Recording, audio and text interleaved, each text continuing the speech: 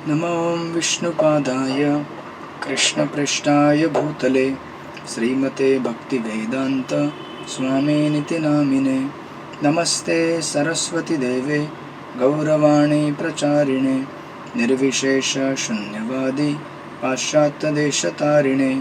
जय श्री कृष्ण चैतन्य प्रभु नित्यानंद श्री अद्वैत गदाधर श्रीवासादि गौरभक्तवृंद। हरे कृष्णा कृष्ण कृष्णा हरे हरे, हरे राम राम राम हरे हरे। हरे कृष्णा कृष्ण कृष्णा हरे हरे, हरे राम राम राम हरे हरे। हरे कृष्णा कृष्ण कृष्णा हरे हरे, हरे राम राम राम हरे हरे।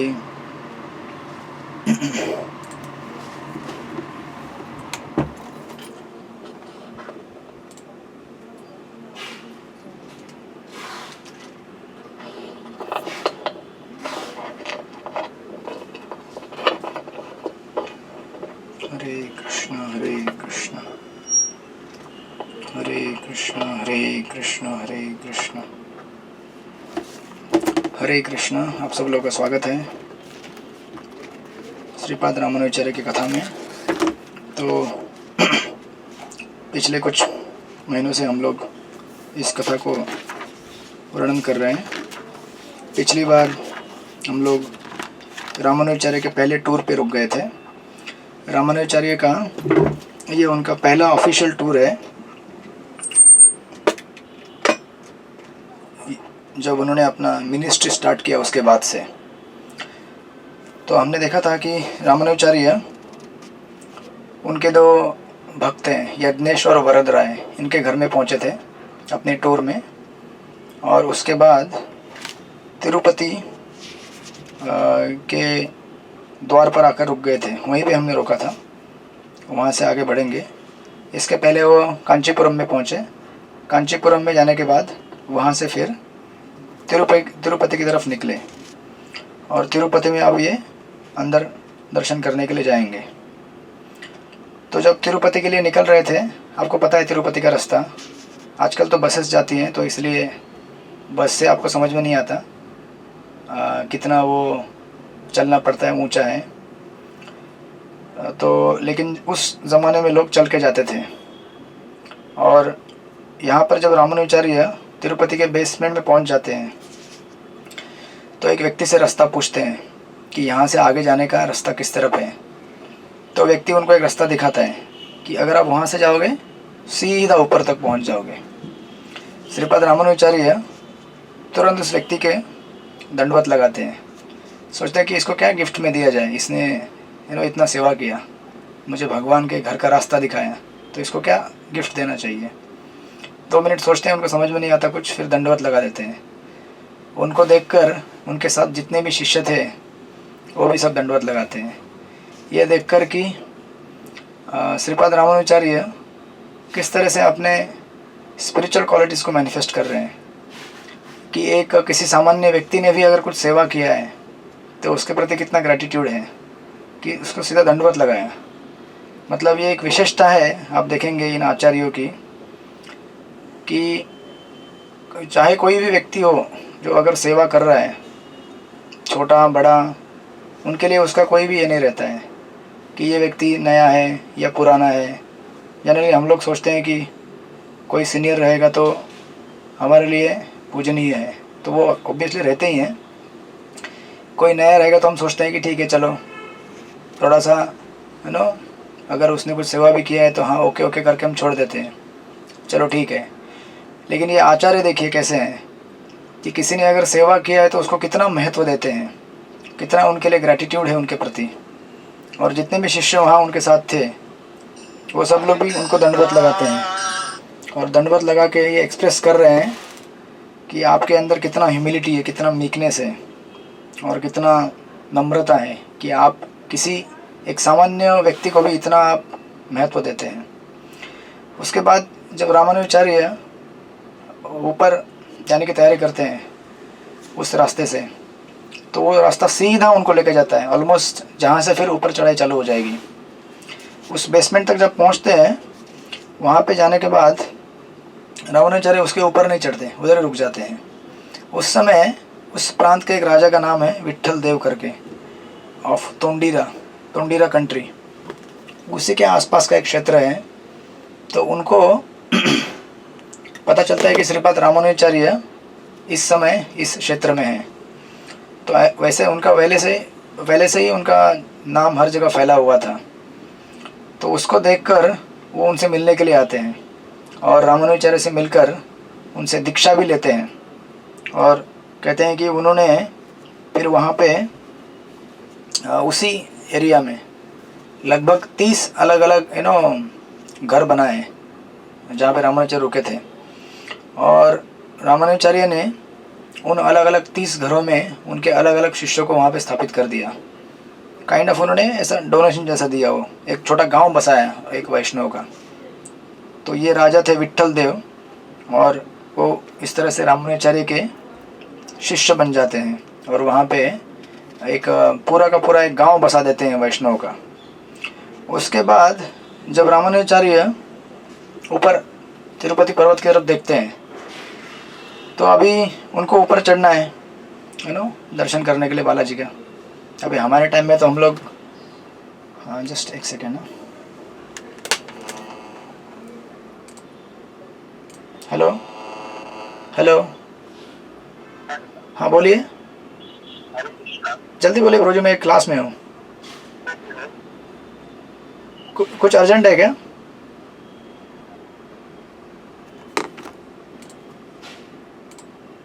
हरे कृष्णा। तो श्रीपाद रामानुजाचार्य आप देखेंगे यहाँ पे कि उनको अभी पर्वत का क्लाइंबिंग करना था, लेकिन वहाँ पे उसके पहले जो अलवार्स हैं, जो हम शुरू से सुनते आ रहे हैं, दक्षिण भारत में द्रविड़ संत जो रामानुजाचार्य यमुनाचार्य के पहले आए हुए थे, उनके वहाँ पे समाधियाँ थी अलवारों की। तो रामानुजाचार्य उन अलवारों का दर्शन करते हैं और वहीं पे रुक जाते हैं। तो उनके साथ श्री शैलपूर्ण है, जो श्री शैलपूर्ण गोविंदा को शैवाइट संप्रदाय से वैष्णविज्म में लेके आए थे। उनका आपने नाम पहले सुना होगा इसके पहले। तो श्री शैलपूर्ण और बाकी भी कुछ भक्तगण हैं उनके साथ, वो रामानुजाचार्य को बोलते हैं कि अब हमें ऊपर चलना चाहिए दर्शन करने के लिए।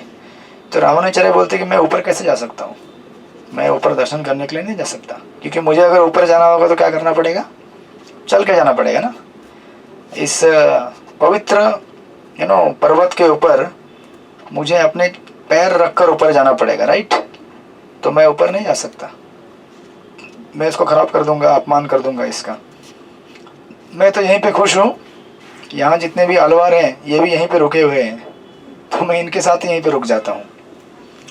तो जब ऐसा कहते हैं रामानुजाचार्य, तो श्री शैलपूर्ण कहते हैं कि अगर आप नहीं जाएंगे तो हम भी नहीं जाएंगे, तो हम भी यहीं पे रुक जाएंगे। तो जब ऐसा रामानुजाचार्य सुनते हैं, तो रामानुजाचार्य कहते हैं कि ठीक है, अगर आपकी इच्छा है कि मैं ऊपर जाऊं तो मैं चलता हूं आपके साथ। तो इस बुक में एक कथन ये है, और बाकी हमारे बहुत सारे साउथ इंडिया के जो बाकी जो लिटरेचर्स हैं और डिवोटीज है, वो कहते हैं कि रामानुजाचार्य एक्चुअली ऊपर गए, लेकिन पैर के बल पर नहीं गए, घुटनों के बल पर गए। घुटनों से चलते चलते चलते गए ऊपर, क्योंकि जब पैर रखेंगे तो उससे क्या होगा, अनादर होगा उस पर्वत का, जो भी होली वहाँ पे पर्वत है तिरुपति का। तो इसलिए कहते हैं कि रामानुजाचार्य अपने घुटनों पे चलते हुए गए, और जीवन में एक ही बार गए तिरुपति में, उसके बाद वापस कभी नहीं गए। तो उसका वर्णन यहाँ पे आगे दिया है विस्तार से, किस तरह से रामानुजाचार्य जब आगे बढ़ रहे थे, थोड़े से डरते हुए, सहमे हुए, क्योंकि सोच रहे हैं कि मैं इस पर्वत पे चल रहा हूँ, कैसे भी जा रहा हूँ, इसका मैं अनादर कर रहा हूँ। और थोड़ा उन्हें आनंद भी है, लेकिन थोड़ा सा भय भी है। तो जैसे वो ऊपर चल रहे थे, 7 आपको पता है द्वार रहते हैं उनके, गोपुरम, उनको क्रॉस करते हुए जा रहे हैं। तो क्रॉस करते करते उनको श्री शैलपूर्ण उनके साथ है, श्री शैलपुत्र क्या करते हैं, उनसे पहले आगे निकल जाते हैं ऊपर, और ऊपर जाकर जब तक रामानुजाचार्य ऊपर जा ही रहे थे तब तक ऊपर से वो उनके लिए थोड़ा सा तीर्थ और प्रसाद लेकर नीचे आ जाते हैं। जैसे रामानुजाचार्य उनको बोलते हैं कि अरे आप क्यों लेके आए, आपको आपसे कोई जूनियर डिवोटी को ढूंढना था ना, आपसे कोई जवान या यंगेस्ट उसको ढूंढ के आप भेज देते तो भी काम चल जाता। तो देखिए श्री शैलपुत्र क्या कहते हैं, बोलते कि मैंने पूरे तिरुपति में ढूंढ के निकाला लेकिन मुझसे जवान कोई भी नहीं मिला। श्री शैलपुत्र खुद आचार्य हैं, डेफिनेटली उम्र के रहेंगे, एडवांस एज के रहेंगे, लेकिन जब उनसे पूछा गया कि आपसे यंगर कोई मिला नहीं क्या आपको ऊपर से भेजने के लिए, आपने इतना कष्ट क्यों लिया, तो श्री शैलपुत्र ने कहते नहीं मिला, पूरे तिरुपति में मैंने ढूंढा एक भी नहीं मिला, इसलिए मैं स्वयं आया। देखिए ये एक दूसरे व्यक्ति आए हाईली स्पिरिचुअलाइज पर्सनैलिटीज़ हैं जो अपने आप को हमेशा सबसे छोटा ही मानते हैं, कभी ये नहीं सोचते कि मैं एडवांस्ड हूँ या फिर मैं सीनियर हूँ। इनके मन में यही भाव है हमेशा कि मुझसे पतित कोई नहीं है। इवन आप देखेंगे चैतन्य चरितमृत में कृष्णदास कविराज गोस्वामी हमेशा कई श्लोकों में जब वर्णन करते हैं महाप्रभु की लीलाओं का, नित्यानंद प्रभु की लीलाओं का, तो हर बार अपने आप को जगाए मदाय से भी पतित मानते हैं। इवन हम देखेंगे भक्ति विनोद ठाकुर और बहुत सारे आचार्यों के जो कविताएं हैं उन्होंने लिखी हुई, उसमें हर जगह लिखते हैं कि मैं कितना अधम हूँ, मैं कितना कामी हूँ, मैं कितना दुराचारी हूँ। तो ऑफकोर्स वो लोग ऐसे नहीं है, वो लोग हमको रिप्रेजेंट कर रहे हैं, क्योंकि हम लोग खुद मानते नहीं इस बात को कि हम बीमार है करके।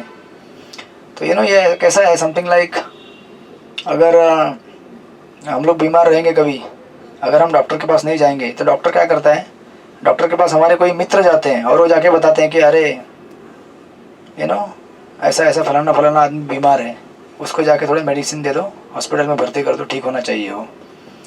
तो वैसे हमारे आचार्य जब अपने बारे में ये सब बोलते हैं तो इनडायरेक्टली हमको बोल रहे हैं कि तुम लोग बीमार हो, हॉस्पिटल में आओ, दवाई ले लो, इनडायरेक्टली हिंट कर रहे हैं हमको।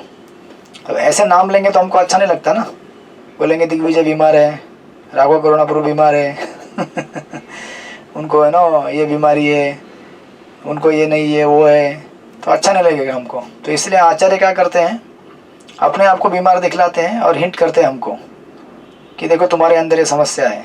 तो जो समझदार व्यक्ति रहेगा वो समझ जाता है कि मेरे बारे में बोल रहे हैं, और जो समझदार नहीं है वो कभी समझ नहीं पाता है।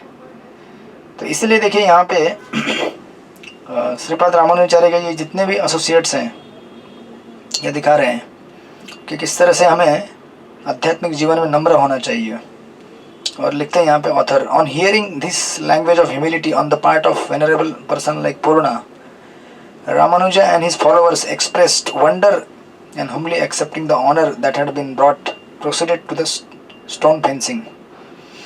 इस तरह से वो जितने भी शिष्य थे उनके और वो रामानुजाचार्य खुद एकदम प्रभावित थे और आगे बढ़ने लगे। वो जब थोड़ा आगे बढ़े तो उसके बाद उनको अनंत आचार्य द्वारा बनाया गया गार्डन मिला।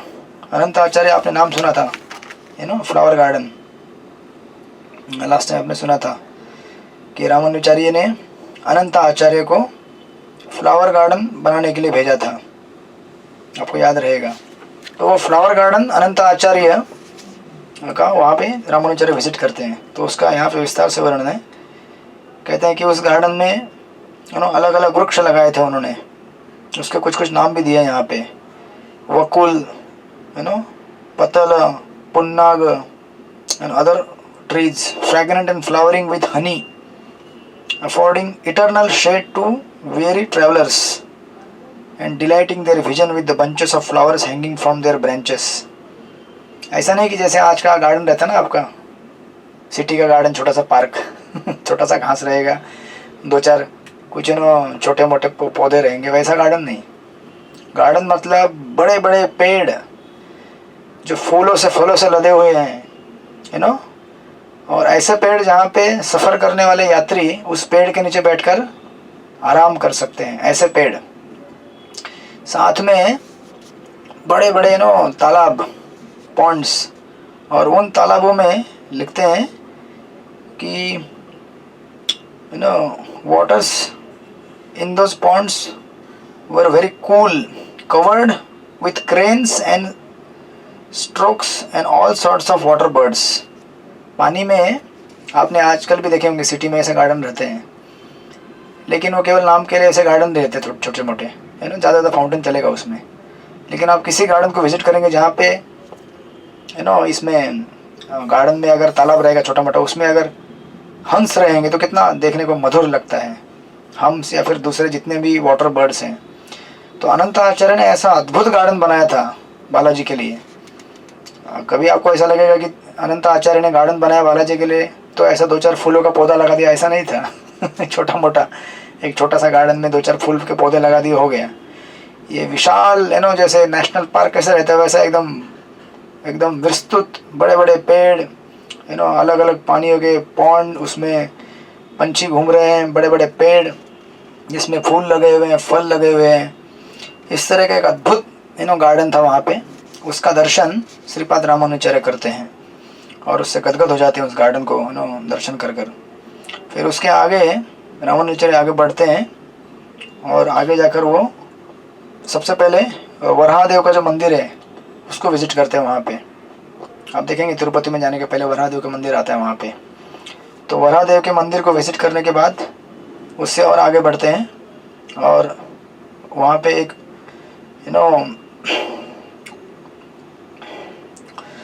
ऐसे अलग अलग, जैसे आप जगन्नाथपुरी गए होंगे तो जगन्नाथपुरी मंदिर के कंपाउंड में आपको दिखेगा कि कुक रूम होता है, यज्ञशाला होती है, अलग अलग ऐसी सेक्शंस होते हैं जहाँ पे अलग अलग कार्य किए जाते हैं। तो उसी तरह से यहाँ पे जब जा रहे थे तो कहते हैं कि यहाँ पे कुक रूम्स, योगशाला, उसके बाद अलग अलग मंडप, और उसके बाद आनंद निलय विमान, ऐसे अलग अलग क्षेत्र उन्होंने देखे। और इन सबको देखते हुए अब ऑलमोस्ट ऑल्टर की तरफ बढ़ गए वो तिरुपति बालाजी के। और जैसे ही ऑल्टर की तरफ बढ़ते हैं, फाइनली यहाँ पे लिखते हैं, until at last his vision was blessed with the blissful image of Srinivas within the God in the heart, resplendent with all the holy weapons and ornaments, and Shri in his bosom। तो चतुर्भुज रूप में उनका रूप है और उनके वत्स में, छाती में लक्ष्मी देवी का स्थान है। तो ऐसा उन्होंने अद्भुत दर्शन किया। जैसे दर्शन किया तुरंत वो बोलने लगे, हाथ ऐसे भगवान को जब दर्शन करते हैं हम लोग, हाथ सामने लेकर बोलने लगे कि ये तो स्वर्ग है, ये तो स्वर्ग से भी बढ़कर है, अद्भुत जगह है ये, ऐसा करके एक्साइटमेंट में बोलने लगे। इतने में उनके लिए प्रसाद आ गया और तीर्थ आ गया सामने से भगवान से। तो वो तीर्थ और प्रसाद लेते हैं। उसके बाद वहाँ पे कुछ एक छोटा मोटा सेरेमनी चल रहा था उस समय, अभिषेक का या कुछ तो सेरेमनी था, उसका नाम यहाँ पे दिया है बाली फेस्टिवल। तो उस फेस्टिवल को उन्होंने अटेंड किया और बाला भगवान का गुणगान गाने लगे कि कितना सुंदर है ये, कितना अद्भुत है ये, और कितना स्वर्ग जैसा, जहाँ पे सब एकदम वैकुंठ के वासी रहते हैं, वैसा एकदम अद्भुत नज़ारा है ये। सब गदगद हो गए उस जगह को देखकर। तुरंत उनके मन में एक ख्याल आ गया कि इतनी सुंदर और महान जगह है ये, लेकिन मैं यहाँ पे नहीं रुक सकता। अगर मैं यहाँ पे रुक जाऊँगा तो शायद मुझसे क्या हो जाएगा, अपराध हो जाएगा इस जगह का। इसलिए बोलते हैं कि I can no longer stay here. तुरंत उनके साथ जो रहते हैं श्री शैलपुरी बोलते हैं कि नहीं, ऐसी बात नहीं है, किसी भी होली प्लेस में कम से कम 3 दिन रुक सकते हैं हम लोग। तुरंत प्रमाण देते हैं शास्त्र से। तो रामानुजाचार्य कहते हैं ठीक है चलो 3 दिन, उससे ज़्यादा नहीं। ये ऐसा इसलिए हम लोग भी कभी धाम में जाते हैं तो धाम में ज़्यादा देर नहीं रहना चाहिए, ऐसा कहा जाता है। आपने सुना होगा कई बार कि धाम क्षेत्र की परिक्रमा और धाम में वास करने के भी कुछ नियम हैं। धाम में जब जाते हैं हम तो हमें धाम में जितने भी व्यक्तियाँ हैं, जितने भी पशु हैं, उन सबको वहाँ धाम का निवासी के रूप में देखना होता है। भले हमारे एक्सटर्नल विजन के लिए वो कैसे भी दिखें। आप वृंदावन जाएंगे तो आपको वृंदावन में नाले दिखेंगे, सूअर दिखेंगे, बंदर दिखेंगे, बट सबके सब धामवासी हैं। और अगर हम ज़्यादा देर वहाँ पे रुके तो क्या हो सकता है, हमसे उस जगह का अवमानना हो सकता है। उस जगह का अपमान हो सकता है, क्योंकि अति परिचयात अवज्ञा। तो मेहमान मेहमान की तरह रहना चाहिए 2 दिन के लिए, 3 दिन के लिए। अगर मेहमान 1 महीने के लिए रहना चालू करे तो धीरे धीरे धीरे उस जगह से क्या होता है, उसको फैमिलियरिटी ब्रीड्स कॉन्टेम्प्ट। घर का पनीर दाल बराबर, है ना। तो इसीलिए ज़्यादा देर नहीं रुकना चाहिए धाम में, खतरे से भरा हुआ है वो। इसी तरह से आध्यात्मिक जो पर्सनैलिटीज़ हैं, हमारे स्पिरिचुअल मास्टर्स हैं या फिर जितने भी एडवांस स्पिरिचुअल पर्सनैलिटीज़ है, डिवोटीज़ हैं, उनके साथ भी हमें एकदम too much close contact not good for our spiritual life.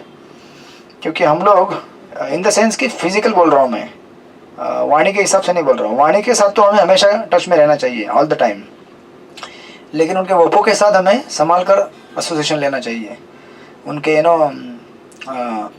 Physical association में। क्योंकि हो सकता है कि हम लोग उनके फिज़िकल एसोसिएशन में ज़्यादा रहेंगे तो उनको डिसरिस्पेक्ट करेंगे, क्योंकि उनका भी वैसा ही बॉडी है ना, हमारा जैसा बॉडी है।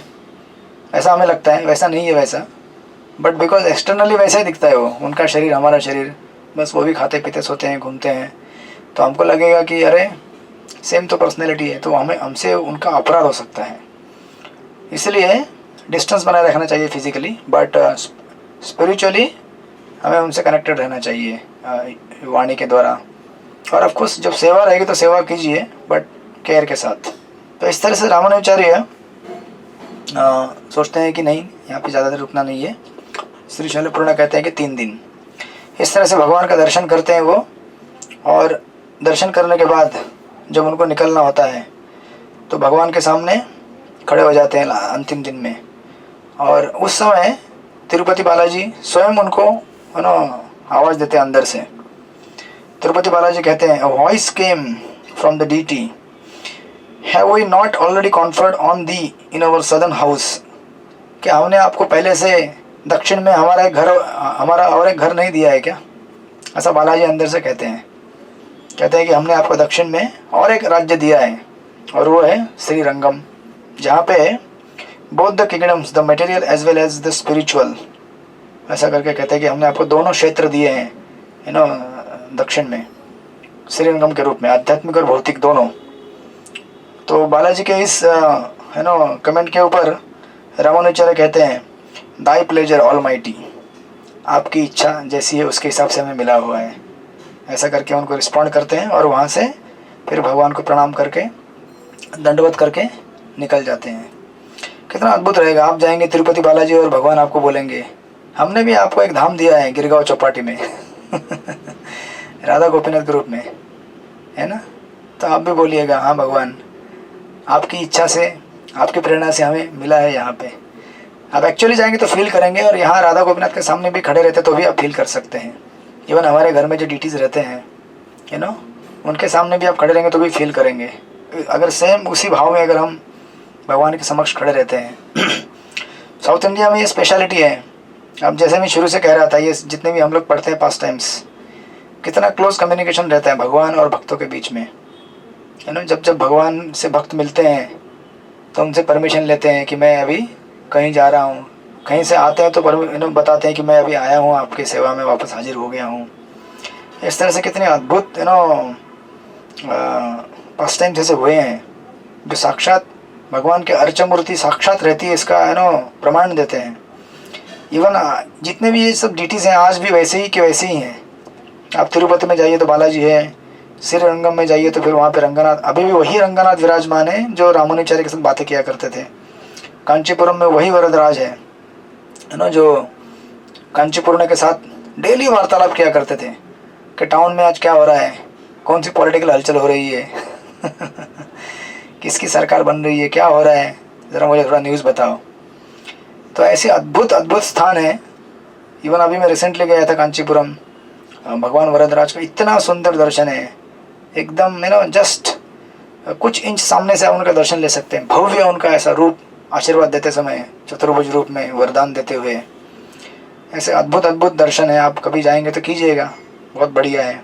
और ये वही डिटीज़ हैं जो उस टाइम में, जो हम अभी ये पास्ट टाइम्स पढ़ रहे हैं, जो इन भक्तों के साथ आदान प्रदान किया करती थी, वही डिटीज़ आज भी वैसे के वैसे वहीं पे हैं, वेट कर रहे हैं हमारा सबका, कभी आएंगे दर्शन करने के लिए, हम भी इनसे बातें करेंगे, यह भी अपना रिपोर्ट देंगे, कैसे भक्ति चल रहा है, क्या हो रहा है, लाइक दैट।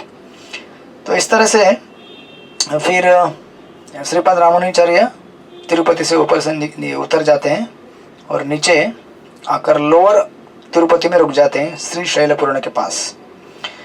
तो श्री शैलपूर्ण उनकी कुटिया में रहते हैं वो बहुत दिन तक, और देखते हैं कि गोविंदा, जिसको श्री शैलपूर्ण रेस्क्यू करा के लाए थे शैवाइट लोगों से, उनकी सेवा में लगे हुए हैं श्री शैलपूर्ण के गोविंदा, जो उनके चचेरे भाई थे, जिनकी हम कथा शुरुआत से सुनते आ रहे हैं। यादव प्रकाश की पाठशाला से लेकर दोनों एक साथ थे, लेकिन यादव प्रकाश की पाठशाला से जब वो बनारस की यात्रा से रिटर्न आए थे, उस समय गोविंदा दूसरे मार्ग में चले गए थे, शैविज्म के शिव संप्रदाय में। फिर वहाँ से उनको श्री शैलपूर्ण वापस लेके आते हैं, पिछले कुछ अध्याय में हमने देखा था। तो आप देखेंगे यहाँ पे कि गोविंदा रामानुजाचार्य एक्चुअली गोविंदा को लेके जाना चाहते थे अपने साथ, अपने मठ में, श्रीरंगम में। लेकिन देख रहे थे कि गोविंदा तो बहुत सेवा कर रहा है इनकी, रामानुजाचार्य की, सॉरी श्री शैलपूर्ण की, और इतनी सेवा और इतनी करुणा उनके मन में। उनके कुछ पास टाइम्स यहाँ पे दिए हुए हैं छोटे मोटे। कहते हैं कि एक बार गोविंदा अपने गुरु महाराज यानी कि श्री शैलपूर्ण के लिए बिस्तर बना रहे थे, बेडिंग बनाते हैं ना हम लोग सोने के लिए रात को।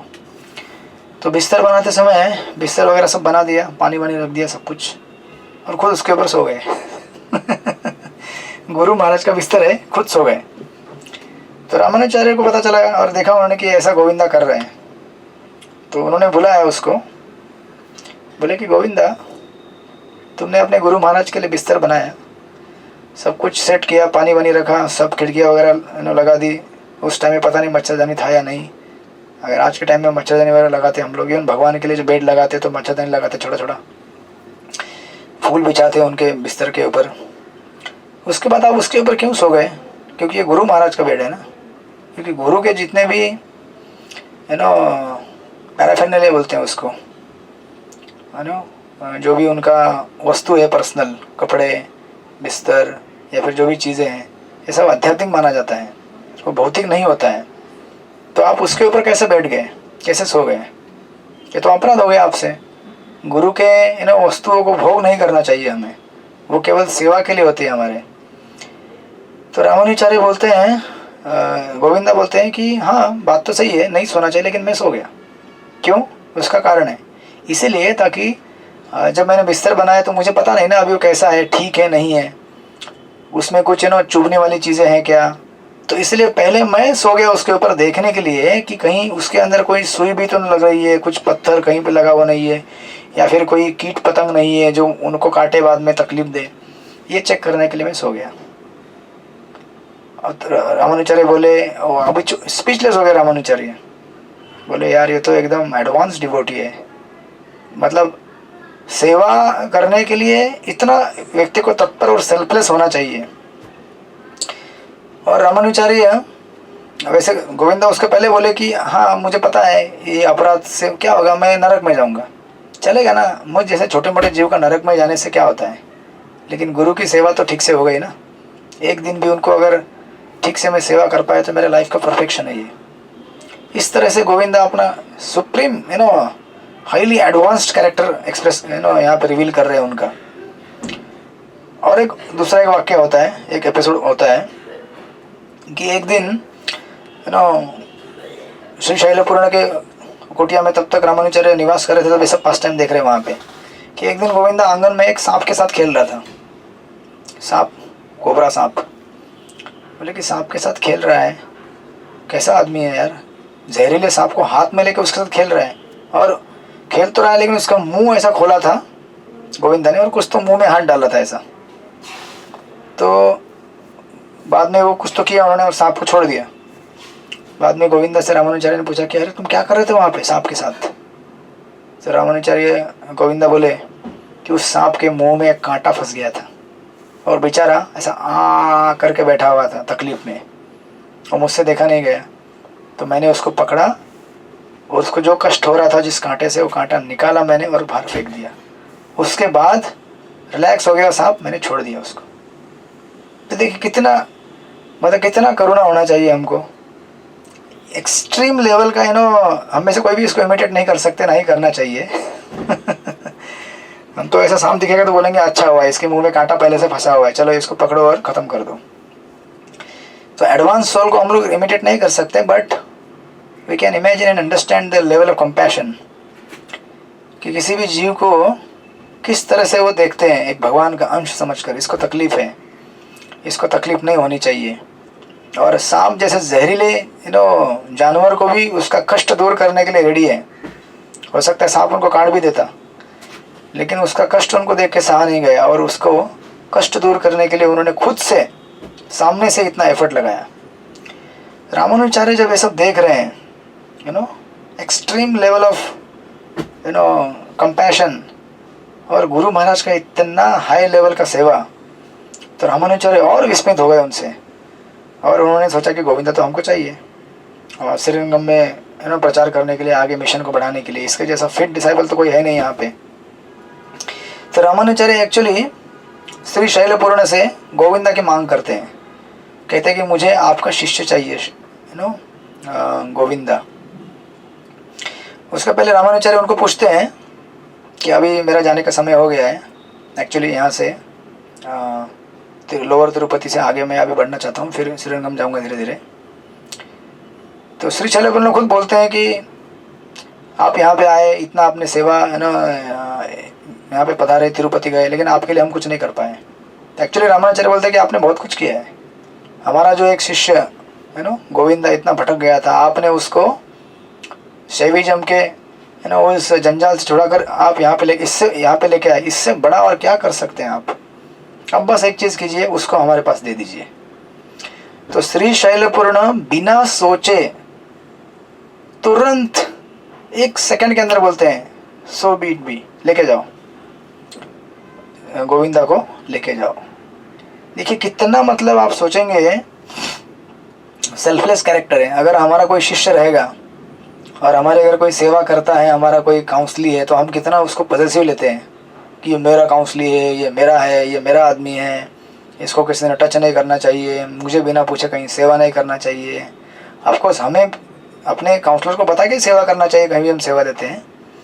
एट द सेम टाइम जिसके अंडर में कोई सेवा कर रहा है उसको भी देखना चाहिए कि ये किसका प्रॉपर्टी है, भगवान का प्रॉपर्टी है, ये इस्कॉन का प्रॉपर्टी है। अगर दूसरा कोई शिष्य उनसे मांगे सेवा के लिए, उसको तो दे देना चाहिए। ये नहीं सोचना चाहिए कि अरे ये मेरा आदमी है, मेरा ही सेवा करेगा, राइट। इसका और देखो हायर वर्जन आपको और मिलेगा इसी पास टाइम में। तो एक्चुअली जब रामानुजाचार्य डिमांड मांगते हैं उनसे, तो श्री शैलपूर्ण गोविंदा को पकड़ते हैं, बोले गोविंदा इधर आओ, और हाथ पकड़ के उनको रामानुजाचार्य को सौंप देते हैं और बोलते हैं कहते हैं कि गोविंदा को कहते हैं कम गोविंदा हियर, पूर्ण बुलाते हैं और कहते हैं thou art from this moment Ramanuja's own. इस क्षण से आप किसके हो गए हो? रामानुजाचार्य के हो गए हो, अब मेरे नहीं रहे आप। और कहते हैं I make a free gift of thee to him. कहते कि मैं तुम्हें अपना फ्री में गिफ्ट दे रहा हूँ रामानुजाचार्य को, कुछ पैसा वैसा नहीं चाहिए रिटर्न में, मुझे फ्री गिफ्ट है ना। I make a free gift of thee to him, go with him and be to him, I command all that thou hast been to me, nothing less will please me. तो कहते हैं कि मेरा command है, जाओ आज से श्रीपाद रामानुजाचार्य का सेवा करो, ये मेरा आदेश है और यही मुझे प्रसन्न करेगा। तो रामानुजाचार्य उनकी विदाई लेते हैं श्री शैलपूर्ण की, और वहाँ से श्री शैलपूर्ण का आशीर्वाद लेकर, तिरुपति का आशीर्वाद लेकर वो वहाँ से निकलना चालू करते हैं और धीरे धीरे धीरे कांचीपुरम पहुँच जाते चलते चलते। कांचीपुरम पहुँचने के बाद कांचीपुरम के पास वहाँ रुक जाते हैं कुछ समय के लिए। अब जब वहाँ पे जब दोनों रुके हुए हैं, गोविंदा और रामानुजाचार्य और उनके सारे शिष्य, ये देखने में आता है कि गोविंदा धीरे धीरे धीरे धीरे उसकी तबीयत में गड़बड़ी हो रही है, उसका चेहरे का तेज निकल रहा है और एकदम निस्तेज हो रहे हैं वो, और दुखी दिख रहे हैं बहुत, ठीक से खाना पीना भी नहीं जा रहा है उनको। तो रामानुजाचार्य सोचते हैं कि अरे जब लोअर तिरुपति में था ये गोविंदा श्री शैलपूर्ण के साथ कितना अच्छा लग रहा था, अभी अचानक इसकी तबीयत में बिगाड़ क्यों आ गया है? तो समझ जाते हैं कि अरे इसको अपने गुरु से क्या हो रहा है, विरह हो रहा है।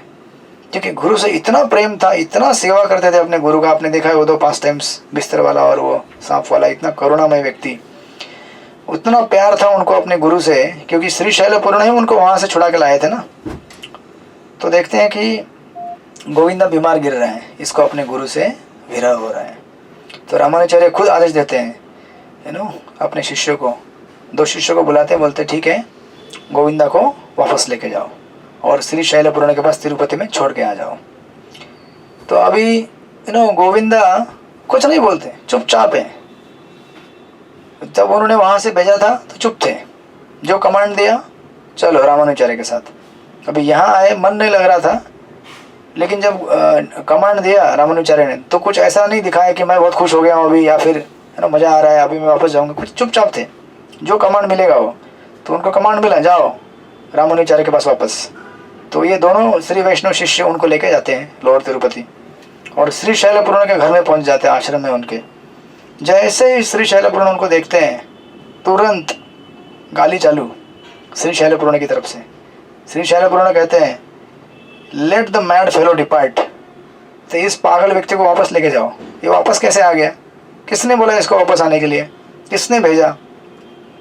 कहते कि he ought not to cross my threshold, ये मेरे घर का ये जो दीवार है चौखट, बिल्कुल क्रॉस नहीं करना चाहिए इसने, उसको घर के बाहर ही रखो। और कहते हैं कि उस समय श्री शैलपुराण की जो पत्नी थी वो वहीं पे खड़ी थी साइड में। वो बोली कि अरे अभी तो आया है बेचारा, थक कर चल कर इतने दूर से, कम से कम उसे 1 रात तो यहाँ रुकने दो, खाना पीना ठीक से खाने दो, आराम कराओ, बाद में भेजो उसको। इस तरह का व्यवहार ठीक नहीं है, इतना चल के आया है वो। तो उस समय तुरंत श्री शैलपुराण कहते हैं श्री शैलपुराण कहते हैं कि no such consideration can be shown to a sold thing, बिकी हुई वस्तु को ऐसा इस प्रकार का व्यवहार कभी नहीं दिखाया जा सकता। बिक चुके थे ना वो, उनके हिसाब से तो उन्होंने बेच दिया था उनको, रामानुचार्य को फ्री में गिफ्ट में दे दिया था। तो आप समझो अगर किसी को कुछ अगर गिफ्ट देते हैं, से फॉर एग्जांपल आपने किसी कुछ किसी का बर्थडे है तो कोई भगवान का फोटो या फिर कोई अर्चा विग्रह या फिर कुछ भी चीज़ आपने किसी को गिफ्ट दिया, तो आप क्या जाके उनसे पैसा मांगते वापस? नहीं ना।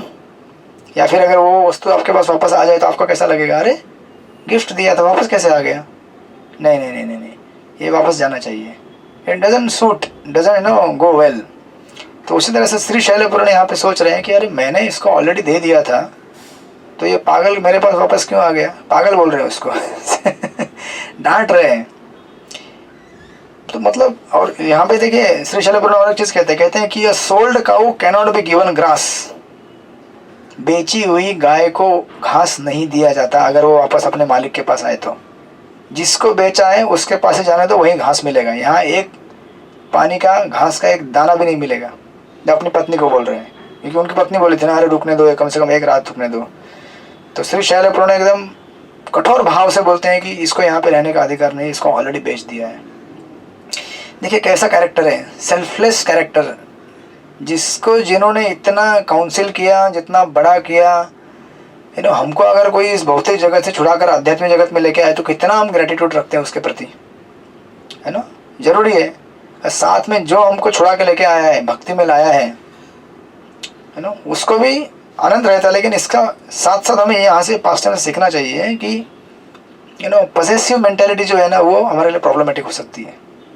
कि किसी को हमने बड़ा किया है, काउंसली बनाया है, तो हमको लगता है कि अभी यही हमारा आदमी है या हमारे से अंत तक रहेगा। ऐसा ज़रूरी नहीं है। हमने उसको यहाँ पे किस लिए लाया था? भगवान की सेवा के लिए लाया था, हमारी सेवा के लिए नहीं। हमें याद रखना चाहिए हमेशा।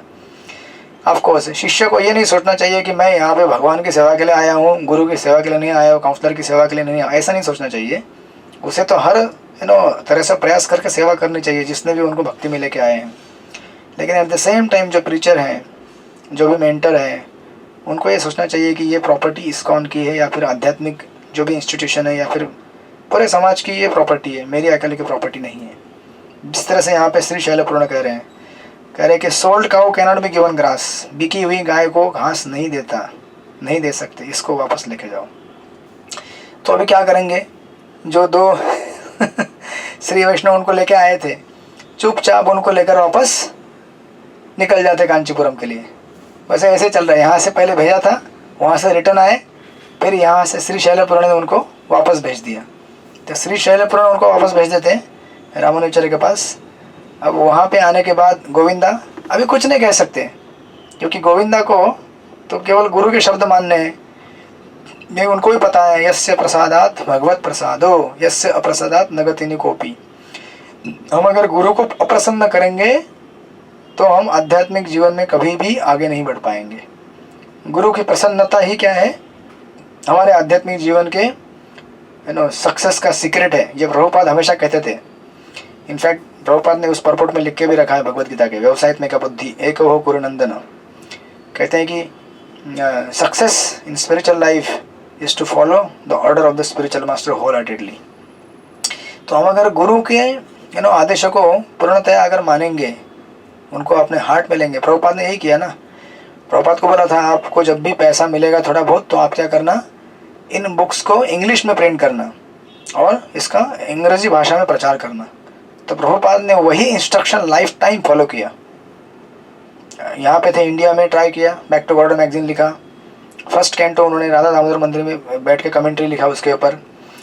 उसके बाद अमेरिका चले गए, वहाँ पे उनको क्या नहीं मिला, सब कुछ मिला ना। 1 साल के स्ट्रगल उन्होंने किया, उसके बाद उनको शिष्य मिले, बड़े बड़े मैंशंस मिले, डेडिकेटेड डिसाइपल्स मिले जो उनके लिए बड़ा बड़ा महल बना के उनको सेवा करने के लिए रेडी थे।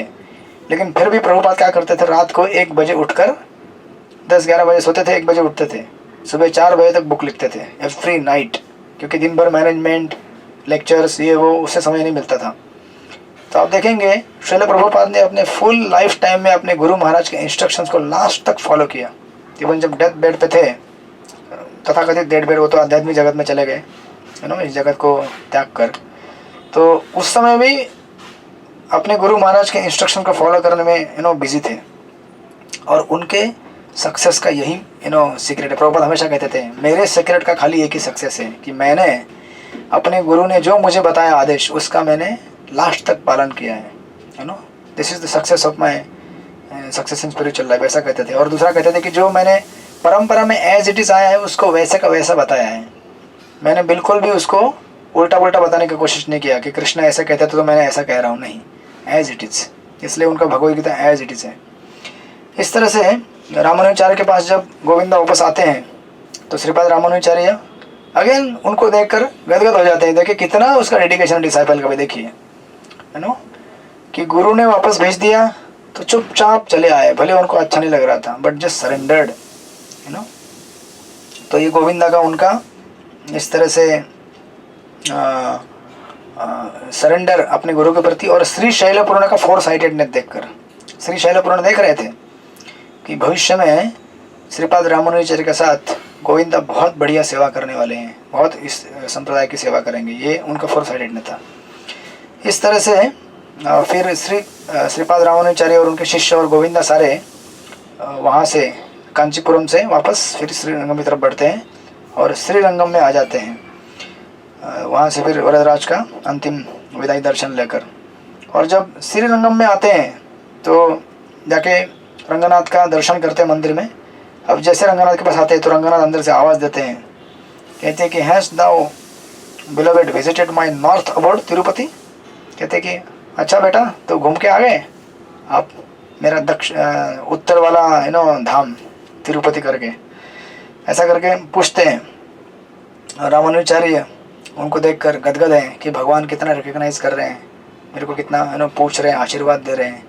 जैसे हम लोग किसी से मिल रहे हैं तो हम पूछते हैं ना कि चलो ठीक है आ गए आप, मिल के कैसा रहा आपका टूर, कैसा था सब कुछ, उस तरह से भगवान उनका पूरा हाल खबर लेते हैं। और रामानुजाचार्य फिर उनको अंदर से भगवान तीर्थ भेजते हैं, प्रसाद भेजते हैं, और तीर्थ और प्रसाद लेकर फिर वहाँ से अपने मोनेस्ट्री की तरफ भगवान उनको आदेश देते हैं कि ठीक है अभी आप आ गए, अभी आप अपनी मोनेस्ट्री में जाओ और फिर यहाँ का जो मैनेजमेंट प्रचार कार्य है उसको विस्तार से चालू करो, ऐसा करके भगवान बोल देते हैं। फिर रामानुजाचार्य अपनी मिनिस्ट्री में आकर वहाँ से फिर अपना आगे जो भी मठ का कामकाज है, कितने दिन दूर रहे थे, उसको पूरा करना चालू करते हैं। इस तरह से ये श्रीपाद रामानुजाचार्य का पहला टूर पूरा होता है। एक सुंदर और अद्भुत वर्णन। ये तो मैंने बहुत कम किया, इसका विस्तार में वर्णन है, ये एक बुक में है और बाकी भी पुस्तकों में है, आप कभी समय मिलेगा तो पढ़िएगा। अब यहाँ पे जब रामानुजाचार्य सेटल हो जाते हैं इधर श्रीरंगम में, और एक दिन ऐसा होता है कि अब ये जितने भी उनके शिष्य थे, प्रमुख दाशरथी, कुरेश, रामानुजाचार्य के साथ जो पहले से रहते आ रहे हैं, उसके बाद देवव्रत, यज्ञमूर्ति जिनको उन्होंने डिबेट में हराकर अपना डिसाइपल बना लिया होता है, और फिर बाद में गोविंदा, ये सब अभी श्रीरंगम में बैठकर डेली रामानुजाचार्य से सुंदर सुंदर डिस्कोर्स सुनना चालू करते हैं, आध्यात्मिक कथाओं के ऊपर व्याख्यान होना चालू होता है। देखिए, हमारे लाइफ टाइम में अगर किसी आचार्य का हमको साथ मिलता है, वो अद्भुत चीज़ है। जैसे विचार कीजिए ना, श्रील प्रभुपाद के टाइम में जो शिष्य उनके साथ रहे होंगे, क्या फॉर्चून रहेगा उनका। श्रील प्रभुपाद के साथ पर्सनली रहना, उनके सामने बैठकर कथाएं सुनना, दैट्स अनइमेजिनेबल। उसी तरह से रामानुजाचार्य के समय में जो उनके साथ शिष्य रहे होंगे, उनके साथ बैठना, उनसे कथा सुनना कितना अद्भुत रहेगा। ये लाइफ टाइम में कभी एक बार होता है, डिकेड्स मिलियन ऐसे हजारों साल में। ये हमको अभी समझ में नहीं आएगा। जैसे आज हमारे साथ राधानाथ महाराज हैं, तो ये फॉर्चून हमको समझ में नहीं आता है कि महाराज के सामने बैठकर कथा सुनना, महाराज के साथ घूमना फिरना, यहाँ पे महाराज का दर्शन लेना, ये हमको अभी नहीं समझ में आएगा। लेकिन कुछ सालों बाद जब महाराज दिव्य धाम के लिए अपने को यहाँ से अप्रकट कर देंगे, तो हमको समझ में आएगा कि अरे क्या पर्सनैलिटी था वो, क्या व्यक्ति था। तो ये फॉर्चून अलग एक चीज़ है ये, खास करके इन दिव्य पर्सनैलिटी के साथ रहकर जो हम लोग आध्यात्मिक डिस्कोर्सेस सुनते हैं और आध्यात्मिक जिज्ञासाएं करते हैं और उसके ऊपर इंस्ट्रक्शन लेते हैं, ये ऐसा माहौल अद्भुत रहता है। आप देखेंगे उसमें एक अलग मैजिक है, अलग उसमें एक शक्ति रहती है। तो मैं जस्ट रिलेट कर रहा था कि कैसा रामानुजाचार्य के टाइम में ये शिष्य उनके साथ बैठकर उनके सामने कथा सुनते थे, जैसे आज हम महाराज के सामने बैठ के सुनते हैं, या फिर प्रभुपाद के सामने सुना करते थे ये लोग। या फिर सोचिए भक्ति सिद्धांत ठाकुर या भक्ति विनोद ठाकुर, इनके ज़माने में जो भी भक्त हुए होंगे, ये भक्त उनके साथ रहकर कथा सुनते तो कैसा माहौल रहता होगा वहाँ पे। तो ऐसा उस तरह से एक अद्भुत कथाएं इनकी चल रही थी, वार्ताएं चल रही थी, स्पिरिचुअल डिस्कोर्स चल रहे थे। और याद रखिए, कभी भी आध्यात्मिक जितने भी ये एलिवेटेड सोल्स हैं, पर्सनैलिटीज़ है, इनकी वाणी से जो आपको मिलता है ना, वो आपको शास्त्रों से भी नहीं मिलेगा। आई मीन टू से शास्त्र में रहता है, लेकिन शास्त्रों से उनको डिकोड करके आपको प्रैक्टिकली उसको कैसे अप्लाई करना, ये बताना उनका सबसे महत्वपूर्ण कार्य रहता है। आप सुनिए ना महाराज के लेक्चर्स, महाराज ऐसे चीज़ों को आपको बोलेंगे जो आप शास्त्र को 1000 बार लाख बार पढ़ेंगे तो भी आप उसमें समझ नहीं पाएंगे। इतने डिकोडेड इन्फॉर्मेशन उसके अंदर है, कंडेंस्ड। इवन प्रभुपाद के लेक्चर्स आप अगर ध्यान से सुनेंगे तो यह आचार्यों का सबसे बड़ा कंट्रीब्यूशन है कि उनकी वाणी। इसीलिए मैंने शुरू में कह रहा था कि हमें उनकी वाणी से बहुत कनेक्टेड रहना चाहिए, और वपू से आपको सावधानी से, जब तक वपू है उनका अद्भुत दर्शन है, लेकिन खास करके वाणी, जो विजडम आपको उनके प्रवचनों में, उनके व्याख्यानों में मिलेगा, वो विजडम हमको कितने वेद पुराण 1000 बार टटोलने के बाद भी नहीं मिलेगा, क्योंकि हमारा उतना कैपेसिटी नहीं है उसमें से डिकोड करने का उसका। तो ये आध्यात्मिक व्यक्ति के लिए, या फिर जिसको आध्यात्मिक क्षेत्र में तरक्की करनी है, उसका एक शॉर्टकट है। अगर आपको सारे वेदों का, पुराणों का सार एकदम शॉर्ट में चाहिए ना, सुनिए महाराज के लेक्चर, आप प्रभुपाद के लेक्चर सुनिए, उनकी किताबें पढ़िए। कंडेंस्ड इंफॉर्मेशन आपको शॉर्ट में ऐसा अप्लाइड और इजी टू एक्सेस फॉर्म में मिलेगा, वो आप इमेजिन नहीं कर पाएंगे। तो ये उनका बहुत बड़ा योगदान है। तो यहाँ पे इनका ऐसा इस तरह से डिस्कोर्स चालू हो गया था, कथाएं चल रही थी उनकी आध्यात्मिक जितने भी आचार्य थे उनके। और एक दिन ऐसा होता है कि ये उनके मठ में गोविंदा का प्रेस करते हैं कुछ भक्त, जो है ना गोविंदा, उनकी स्तुति कर रहे होते हैं। तो गोविंदा कहते हैं हाँ ये स्तुति मेरी है, अच्छी है, मुझे अच्छा है, ऐसा करके हाँ करते हैं वो। तो रामानुजाचार्य उनको बुलाते हैं पास में, बोलते हैं कि अरे कोई अगर स्तुति करेगा आपकी तो आपको ऐसा नहीं करना चाहिए हाँ ये मेरी स्तुति अच्छी है, it's not a right attitude. कोई अगर आपको प्रेज करे तो हमको ये नहीं बोलना चाहिए वाह वाह वाह और बोलते जाओ, अच्छा लग रहा है तो बोलते कि ऐसा नहीं होना चाहिए। तो गोविंदा बोलते नहीं वैसा नहीं है वो। गोविंदा बोलते कि देखो वहाँ पे बहुत सारा मतलब थोड़ा रिडल्स में दिया है, मैं उसको उतना नहीं पढ़ूंगा, बट जस्ट कि वो बोलते हैं कि मैं जहाँ पे था, जिस जंगल में फंसा हुआ था, उस जंगल से मुझे आप जैसे महान भक्तों ने निकाल के बाहर लाया। तो जब कोई अगर मेरी ग्लोरी गाता है तो ये ग्लोरी किसकी है? आपकी ग्लोरी है, मेरी नहीं है। इसीलिए मैं खुश हो रहा हूँ और मैं हाँ हाँ बोल रहा हूँ। तो देखिए, this is an indirect way to indicate कि अगर समझो हमको कोई अगर प्रेज करेगा कल, कितना प्रभु जी अच्छा आपने आज कुकिंग किया, वाह वाह वाह, है ना, भगवान के लिए क्या भोग बनाया, क्या श्रृंगार किया, क्या कीर्तन किया, क्या कथा किया, जो भी हम करते हैं या सेवा किया। तो जब हम उस सेवा को स्वीकार करते हैं, हाँ ये सेवा बहुत सुंदर किया मैंने, इसका अर्थ ये है कि ये सेवा एक्चुअली कराने लायक मैं क्यों बना? क्योंकि मेरे गुरु ने मेरे को इतना पॉलिश किया, मेरे काउंसलर ने, मेरे मेंटर ने मेरे को इतना पॉलिश किया, मुझे इतना आश्रय दिया, मुझे इतना अच्छा है ना आध्यात्मिक जीवन में लेके आए, उसकी वजह से संभव है। और ये उनका ग्लोरी है, उनका क्रेडिट है, ये मेरा क्रेडिट नहीं है। तो इसलिए कभी क्या होता है, भक्तजन नहीं नहीं नहीं नहीं ये मेरा ग्लोरी नहीं है, मुझे ग्लोरीफाई मत करो। हम लोग कभी कभी ऐसा करने का प्रयास करते हैं, कोई अगर हमको प्रेज करेगा तो एक्चुअली, लेकिन यहाँ पे गोविंदा रिवील कर रहे हैं कि ये प्रेज है। अगर समझो आपने अच्छा कुकिंग किया है तो अच्छा किया है ना, इसमें मना क्यों करने का? अगर समझो आपने अच्छा कीर्तन किया है, कथा किया है, तो आपको ग्लोरी कोई देगा तो यस है, लेकिन वो मेरा नहीं है, उसको राइट एटीट्यूड में लेना चाहिए। ये किसका है? मेरे मेंटर का है, मेरे आध्यात्मिक शिक्षा गुरु और दीक्षा गुरु जो भी है, उनकी वजह से ये संभव है। तो रामानुजाचार्य जैसे सुनते बोलते अरे बाप रे गोविंदा, तू तो यार कितना एलिवेटेड है। तुरंत एम्ब्रेस करते बोलते कि कुछ पार्टिकल मुझे मिल जाए, मैं तुझे एम्ब्रेस कर रहा हूँ, ताकि है ना कुछ गुण तेरे अंदर जो है ना मेरे अंदर भी आ जाए। उसको एम्ब्रेस करते गोविंदा को। और एक इसका एपिसोड दिया है, जस्ट इसको क्लोज करने के पहले बता दूंगा कि एक बार गोविंदा अगेन अनदर टाइम एक वेश्या घर रहता है ना, उसके बाहर खड़े रहते हैं और बाहर खड़े रह के सुनते रहते हैं वेश्या घर के बाहर। तो कुछ लोग बोलते हैं कि अरे आपका शिष्य वो आपके मठ में रहता है, गोविंदा देखो क्या कर रहे हो, वेश्यालय के बाहर खड़ा रहता है। खड़ा था उस दिन, हमने देखा कई मिनटों तक खड़ा था वो। तो रामानुजाचार्य उसको बुलाते बोलते हैं अरे तू ऐसे किसी भी वेश्या के घर के बाहर क्यों खड़ा रह रहा है, ऐसा इनफेमस जगह पे क्यों जा रहा है? तो गोविंदा बोलते हैं कि एक्चुअली मैं जब वहाँ पे जा रहा था, पास हो रहा था, तो मैंने वहाँ थोड़ा क्षण के लिए रुक गया था, जा रहा था, तो सुना कि आपके ग्लोरीज गा रहे थे वो लोग कि रामानुजाचार्य कैसे हैं, रामानुजाचार्य इतने महान आचार्य, इतने भक्त हैं। तो उनको सुन के मैं स्तब्ध हो गया, वहाँ पे वहीं पे रुक गया। और जब तक उनका अंदर जो ग्लोरिफिकेशन चल रहा था वो ख़त्म नहीं हुआ, तब तक मैं रुक गया वहाँ पे, मैं इसीलिए वहाँ पे रुका था। तो रामानुजाचार्य तुरंत इस चीज़ को वेरीफाई नहीं करते, पहले अपने लोगों को भिजवाते हैं, बोलते जाओ पता करो ये सही है कि गलत है। सही में वो लोग तुम्हारा मेरा गुणगान गा रहे थे कि ये गोविंदा ऐसे खड़ा था वहाँ पे। तो कुछ अपने भक्तों को भेजते हैं पता करने के लिए उधर वेश्यालय या फिर उस जगह पे कि ये एक्चुअली इंसिडेंट हुआ था क्या।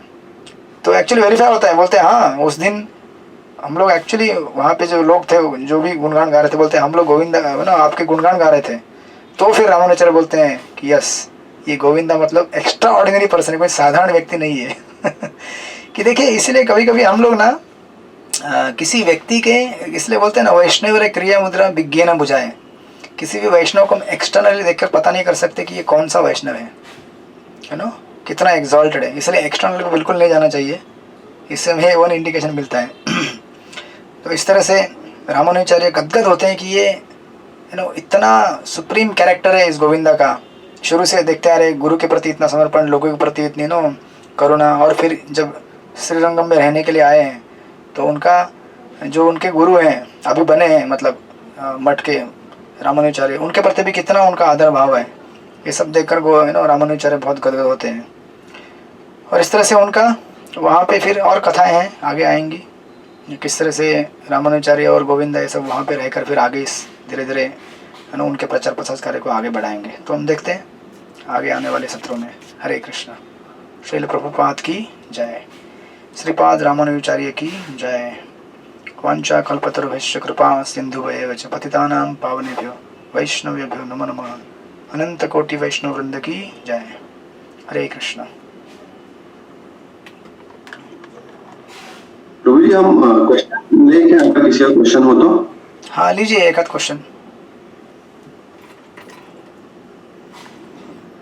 किसी का कोई प्रश्न है तो आप पूछ सकते हैं प्रभु जी को। कोई प्रश्न है, कोई टीका है, टिप्पणी है, करेक्शन है, जो भी आपको कहना है कह सकते हैं। आपको कुछ बोलना है,